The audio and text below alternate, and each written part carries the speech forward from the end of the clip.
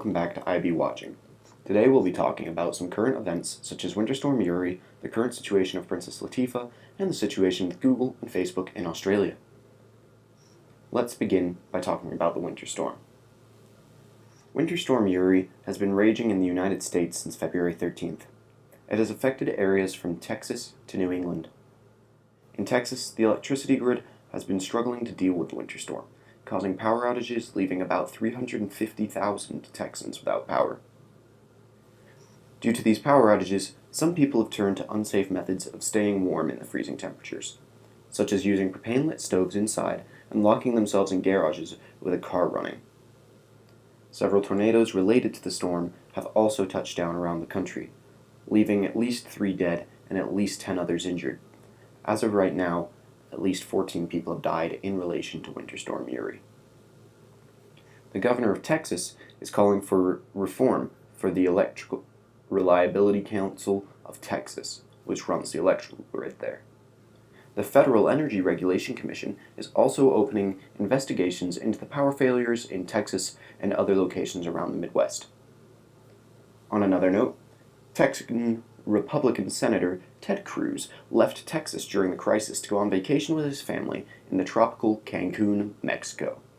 When asked why he did this, he said that his daughters wanted to go since school had been canceled, and to be a good father, he took them.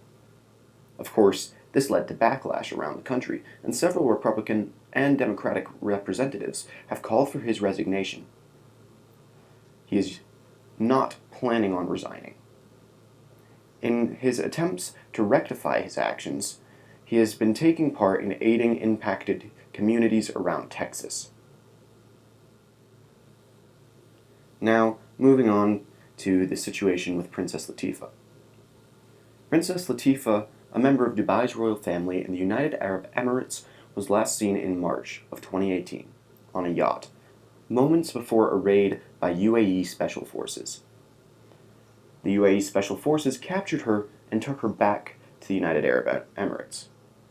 This was her second failed attempt to escape the UAE. In recent videos released to the BBC and CNN, it appears that Princess Latifah is being held in captivity in what she refers to as a villa that has been converted into a jail. The BBC has independently verified the location that she is being held captive, claiming that it is heavily guarded. Princess Latifah has stated that she has been in solitary confinement for over a year, with no access to media or medical care, nor has she been charged for any crimes, and no trial has been held. Organizations such as Amnesty International and Human Rights Watch are attempting to get her released, while many people have called on UK Prime Minister Boris Johnson and US President Joe Biden to encourage the UAE to release her. The royal family has stated that Princess Latifah is perfectly healthy and is being cared for in her home, not a prison. The statement came in response to the United Nations demanding proof of life. However, the statement was not satisfactory. A response from the UN is currently pending. Similarly, the sister of Princess Latifah has now not been seen for 20 years, and an investigation will soon be beginning into her current whereabouts.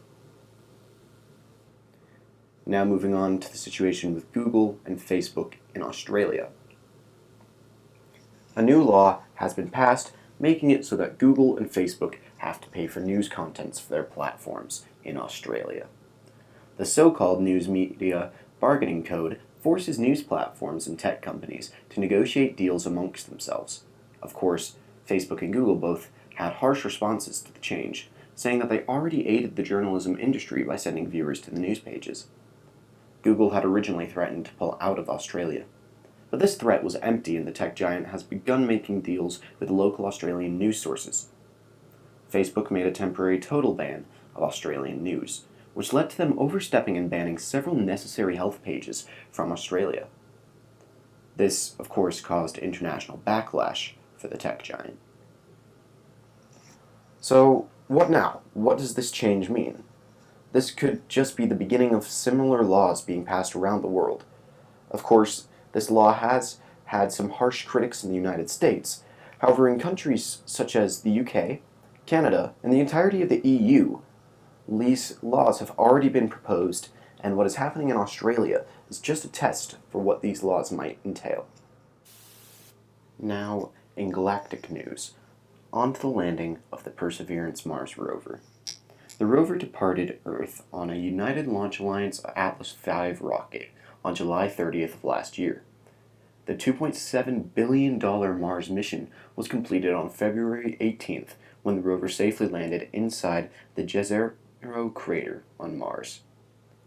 On board the rover were almost 11 million names etched onto 3 fingernail-sized chips, as well as the essays of the 155 finalists for choosing the name of the rover, and a laser-etched graph which shows Earth and Mars being connected by rays of sunlight from the Sun that gives both planets their light.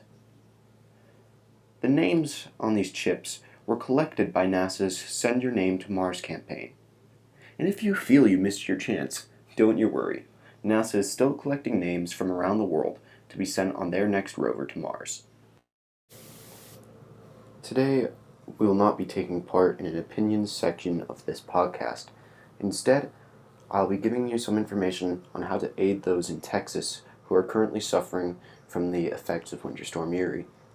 Some of the best ways to go about this are by donating to the Houston Food Bank, to the United Way of Greater Houston, to the Houston's Children Charity, and the Coalition for the Homeless, as well as the American Red Cross Greater Houston Chapter, the Houston SPCA, and many other organizations in Texas.